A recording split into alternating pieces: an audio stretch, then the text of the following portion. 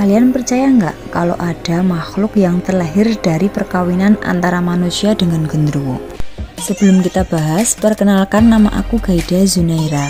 Kalian jangan lupa like, komen, dan subscribe ya.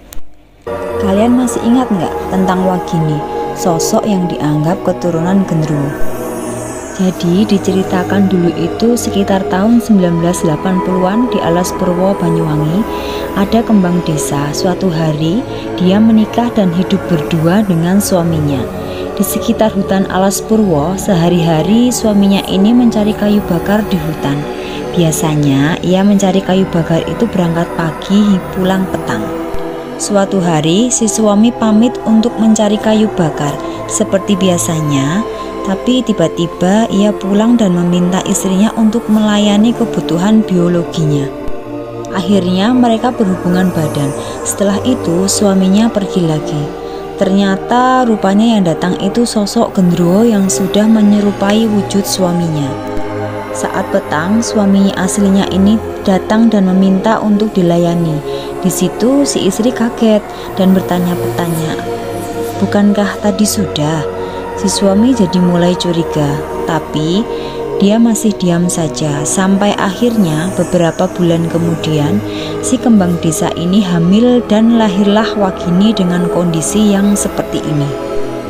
Setelah lahirnya Wagini, suami perempuan ini depresi dan malu sampai enggak lama kemudian akhirnya meninggal dunia. Wagini tumbuh berbeda dari anak-anak pada umumnya.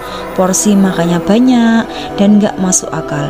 Sampai suatu hari Wagini ini memakan dagangan ibunya yang kebetulan ibunya ini jualan makanan.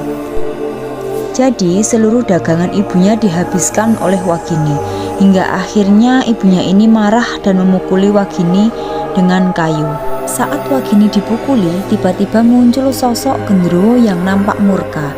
Rupanya genderuwo itu adalah sosok ayah Wagini yang tidak terima anaknya dipukuli. Sejak saat itu, ibu Wagini ini kemudian pergi meninggalkan Wagini dan sampai sekarang nggak tahu keberadaannya di mana.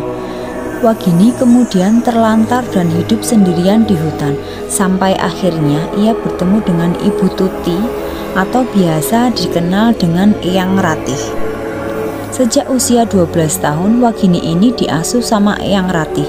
Hingga sekarang usianya Wagini menginjak 51 tahun dan dia hidup normal berdampingan dengan masyarakat.